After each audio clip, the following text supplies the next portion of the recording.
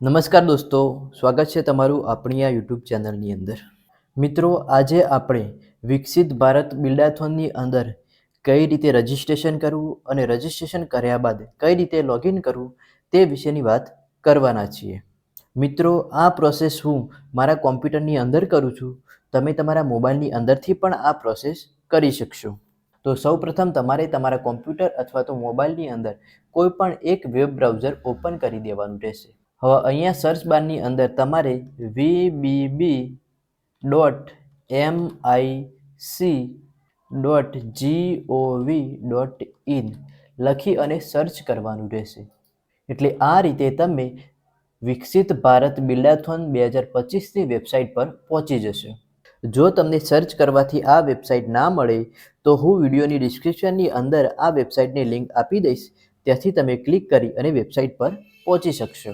હવે વેબસાઇટ તમે ઓપન કરશો ને તો તમને આ રીતે એનો ઇન્ટરફેસ જોવા મળશે, જેની અંદર અહીંયા તમને બે બટન જોવા મળશે, એક રજિસ્ટર માટેનું છે અને એક લોગિન માટેનું. જો તમે રજિસ્ટર કરેલું હોય તો ડાયરેક્ટ તમારે લોગિન કરવાનું રહેશે, પરંતુ જો તમે રજિસ્ટ્રેશન કરેલું ના હોય તો પહેલાં તમારે રજિસ્ટ્રેશન કરવાનું રહેશે, ત્યારબાદ લોગિન કરવાનું રહેશે. તો મેં અહીંયા રજિસ્ટ્રેશન કરેલું નથી, માટે પહેલાં હું રજિસ્ટ્રેશન કરીશ અને ત્યારબાદ લોગિન કરીશ. તો રજિસ્ટ્રેશન કરવા માટે અહીંયા તમને આપ્યું રજિસ્ટર, તેના પર તમારે ક્લિક કરવાની રહેશે. તેના પર તમે ક્લિક કરશો એટલે આ રીતે એક અલગ પેજ ખુલશે અને જેના પર તમારે તમારી શાળાનો યુડાયસ નંબર લખવાનું રહેશે અને અહીંયાથી એગ્રી પર ક્લિક કરી અને પ્રોસેસ પર ક્લિક કરવાની રહેશે. પ્રોસેસ પર તમે ક્લિક કરશો એટલે આ રીતે એક નવું પેજ ખુલશે અને જેની અંદર તમારી શાળાની માહિતી તમને જોવા મળશે. તો જેટલી માહિતી ભરેલી હોય એટલી અને જે માહિતી બાકી હોય એ તમારે ભરવાની રહેશે. તો અહીંયા આપણને રાજ્ય આપેલું છે, જિલ્લો આપેલો છે, તાલુકો આપેલો નહીં, તો તમારે તાલુકો સિલેક્ટ કરી લેવાનો રહેશે. અહીંયા તમારે પિનકોડ નંબર લખવાનો રહેશે.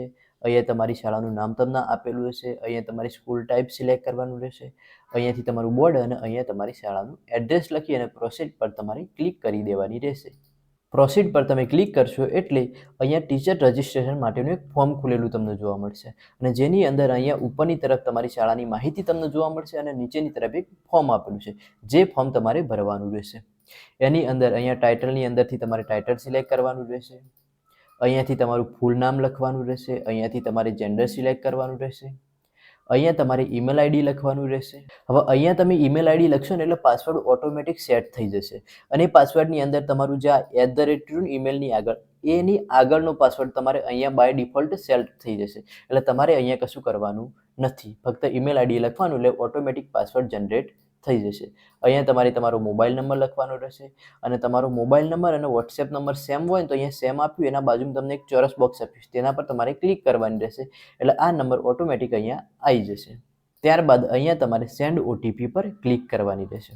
સેન્ડ ઓટીપી પર તમે ક્લિક કરશો એટલે આ રીતે OTP send to email ID, તો તમારું જે ઈમેલ આઈડી હતું એના પર તમારે ઓટીપી આવશે, જે ઓટીપી તમારે અહીંયા લખી અને વેરીફાઈ કરવાનું રહેશે.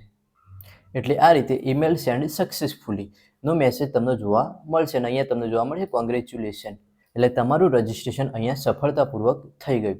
અહીંયા તમને ટીચર લોગિન આઈડી આપેલું છે, જેની અંદર તમે જે ઈમેલ આઈડી લખ્યું હતું તે ઈમેલ આઈડી જોવા મળશે અને અહીંયા પાસવર્ડની અંદર તમારા આગળનું જે પણ હોય ઈમેલની અંદર એ તમારો પાસવર્ડ, જે તમારે નોંધી લેવાનો રહેશે.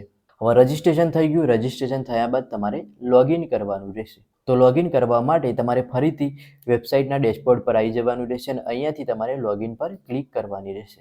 હવે અહીંયા તમને બે પ્રકારના લોગિન આપેલા છે, ટીચર્સ લોગિન અને સ્ટુડન્ટ લોગિન.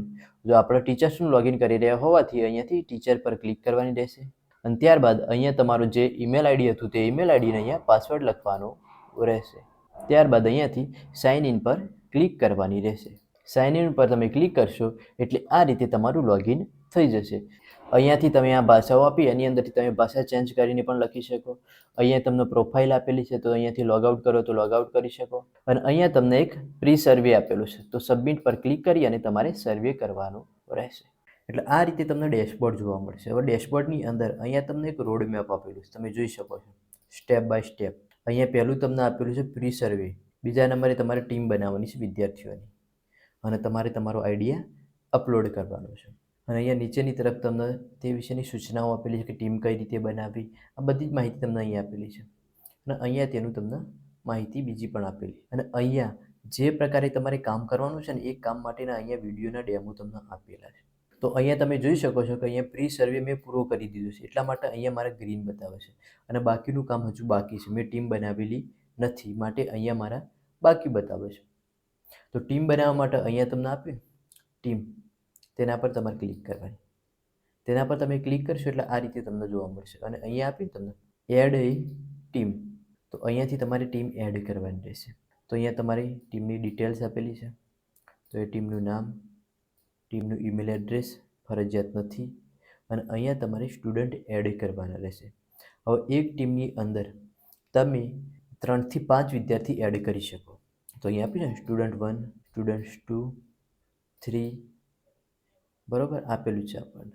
ઓછામાં ઓછા તમે 2 વિદ્યાર્થી એડ કરી શકો.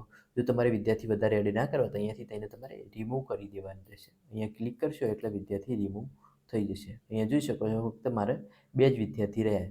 તો એક ટીમની અંદર હું 2 વિદ્યાર્થી એડ કરી દઈશ, તેનો આઈડિયા હું બતાવી દઈશ અને ત્યારબાદ અહીંયાથી તમારે ક્રિએટ ટીમ પર ક્લિક કરવાની રહેશે એટલે તમારી ટીમ ક્રિએટ થઈ જશે. તો ડેશબોર્ડ પર તમે જે રીતે આગળ કામ કરી જશો એ રીતે અહીંયા આગળ ચાલશે. તો બસ મિત્રો, આજના વિડીયોની અંદર બસ આટલું જ. જો તમને માહિતી ગમ્યું હોય તો વિડીયોને લાઈક કરો, તમારા મિત્રોને શેર કરો અને આવી જ માહિતી માટે અમારી ચેનલને સબસ્ક્રાઈબ કરો. જય હિન્દ, જય ભારત.